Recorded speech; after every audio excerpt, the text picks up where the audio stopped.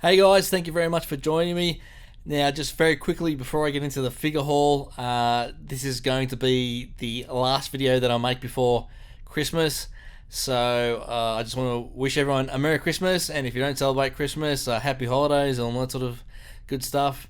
2020 has been a pretty tough year for everyone, I think, and we're nearly through it, and hopefully 2021 is going to be a better year.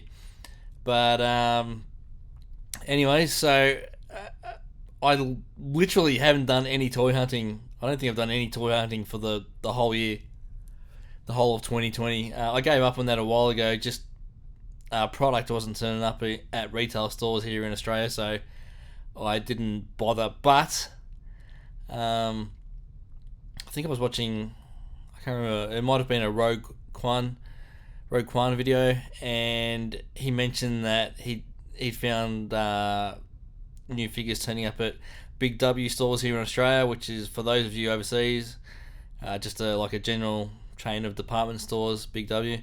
So I was out and about doing a few things recently, the other day, and I thought I would check in and have a look around. I stopped by two Big W stores, a Target store, another chain of department stores here in Australia, and then a Zing pop culture store. So, much to my surprise, I was actually able to find some new product. Starting at the Zing pop culture store, found a bunch of the vintage collection figures, and as you can see here, the first one is the Rogue One Darth Vader. I'm not sure if I'm going to open these vintage collection figures. If I do, it'll be on a separate video. I sort of like the way they look on the card. Interesting way they've chosen to do this version of Darth Vader with plastic inner robes and a soft goods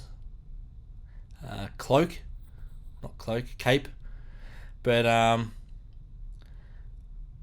so there seems to be two waves there that they show on the back of the card. I only found for all the figures from one wave. The second, yeah, and that was the other thing. These cards were so warped, it's not funny, or at least some of them were. There was only the one Darth Vader there, and there was a few of the Mandalorian. This Mandalorian figurine Beskar armor. I don't know, and that's the other thing. They were ridiculously expensive, $29 Australian for these vintage collection figures. Insane.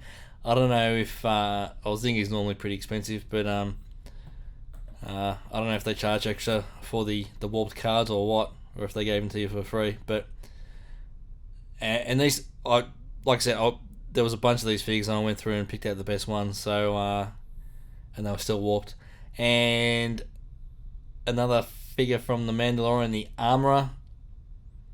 We didn't see this character in season 2. It'd be interesting to see if she turns up again down the line. But it looks like a pretty nice figure. And then last up, Moth Gideon.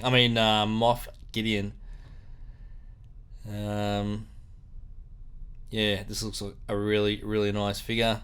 I like the image on the card. Again, I don't know if I'm going to open these yet, because I like them carded, but you get the dark saber there. I probably will end up opening these, to be honest.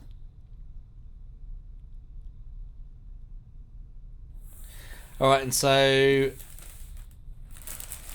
like I said earlier, I also went to a few Big W stores, and I found these carbonized vintage collection figures. I didn't even realise this was a thing. I really didn't. Like I said in a couple of videos ago, I've sort of been out of the loop. I haven't really been following collecting too much recently for a number of reasons, and to find these was a bit of a spin out. I was aware of the Carbonized Black series figures, and I was not really too interested in those. I thought it was a bit gimmicky, just an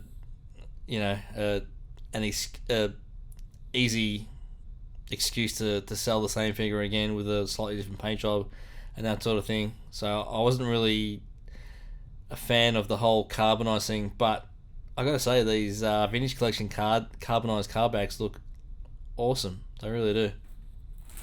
So that was the Remnant Stormtrooper from the Mandalorian, and then I also found the Imperial Death Trooper from, I guess, season 1 of the Mandalorian. Again, with that foil sort of looking card, it's a bit of a dark image. It doesn't really show up well on the camera, and the figures also have a special paint job. But like I said, it's a bit gimmicky, but yeah, I like the way those foil card backs look. And then I also found, I don't know how this showed up at Big W, but they seem to be getting the Galaxy's Edge figures. So as you can see here, it is Hondo Anaka, I guess, as he looks at Galaxy's Edge, the theme park, the Disneyland theme park thing. It's a bit dinged up, the box, but it doesn't really matter because I had always planned on opening it. There is the description of Hondo Anaka, and yeah, I'm going to open this guy up and have a closer look at him. So let's get this guy out of the box.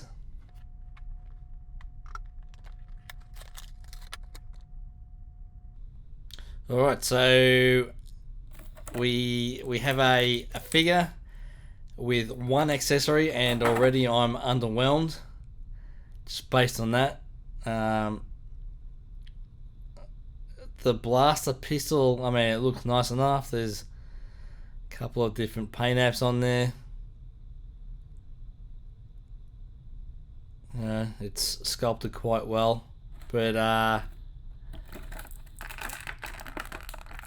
for this guy does not want to come out of the tray.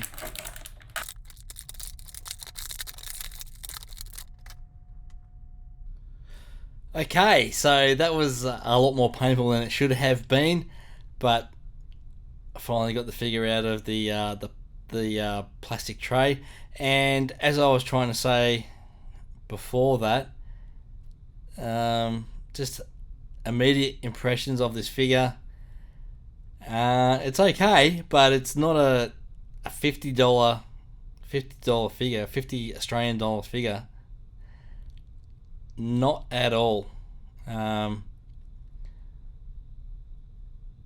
don't know how I can justify charging that. I guess, well, no one put a gun to my head and made me buy it, and I still bought it, so I guess I'm part of the problem. If people are going to pay $50 for these sorts of so-called exclusive figures, they will keep charging it. Big problem is that in that elbow joint, you can see there the different coloured plastic going down into the wrist. Is that armour or gauntlets, whatever they are? That looks really crap. I remember the old vintage collection figures used to have a problem with that in the ankles and that sort of thing, and I don't know if I'd seen it in the Black Series figures previously, but yeah, that's terrible.